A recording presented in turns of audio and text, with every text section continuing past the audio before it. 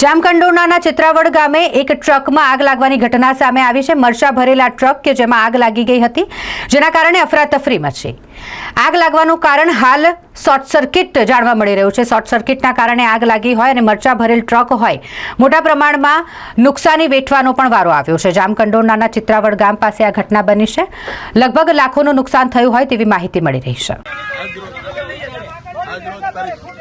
5/3/2025 રોજ સવારે મરચાની ભારી અંદાજે 144 ભારી, જેમાં હું ખેડૂત તરીકે સેજુલભાઈ રામજીભાઈ ભૂત, મારી ભારી 95 તથા જયંતિભાઈ ડેડકિયા, જેમની ભારી 45, એમ કરીને 145 જેવી ભારી સવારે ભરી અને જેવા વાહન અહીંથી પસાર થયું, વાહન પસાર થવાથી એની ઉપર તારની ઉપર પક્ષી બેઠા હતા।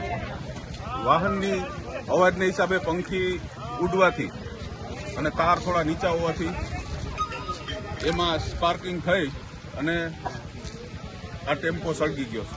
અંદાજે 8 લાખ પ્લસ 4 લાખ 12 લાખના મરચા અને 7 થી 8 લાખની ગાડી, જે આ ભાઈ મોહિતભાઈ રાણંગાની હતી, ટાટા 907 709।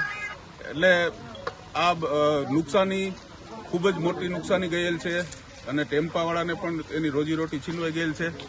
તો આ બાબતે સરકારશ્રી કેવું વળતર આપે છે, શું કરે છે, એ ખેડૂતોને તથા ટેમ્પા માલિકને જોવાનું છે।